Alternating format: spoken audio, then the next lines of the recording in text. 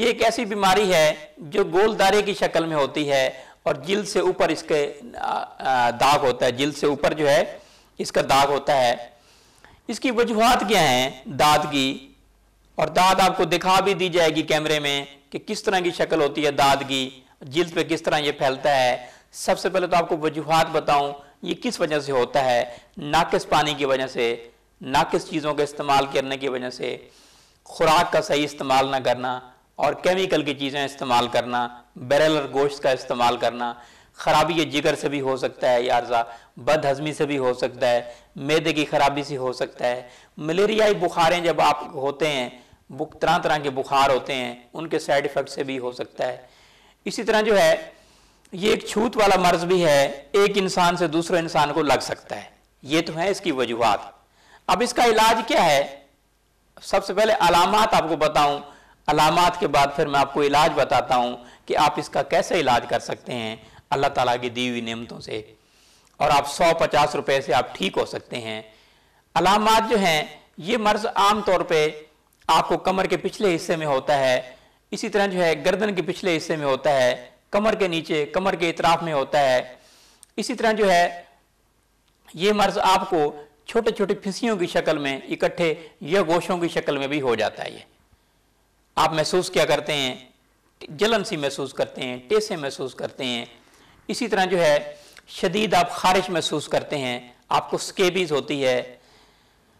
इसके लिए इलाज का बेहतरीन तरीका यह है, क्योंकि खून की खराबी से बाज़ होता है, खून की हिद्दत अगर कम की जाए तो सबसे पहले तो आप ये काम कीजिए कि ब्लड फिल्ट्रेशन अद्वियात लीजिए।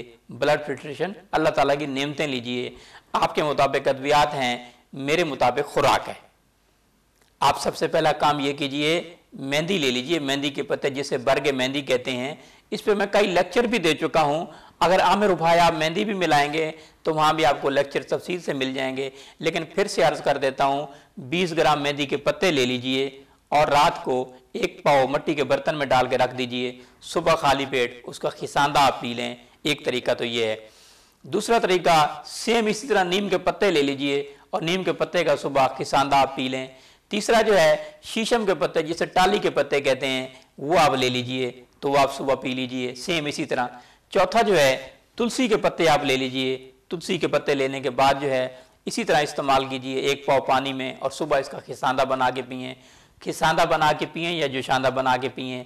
तो ये 4 चीज़ें मैंने आपको बताई, खून को साफ करने के लिए बहुत ही मुफीद है। इसकी मरहम आपको बताता हूँ, आप मरहम भी घर में बना सकते हैं।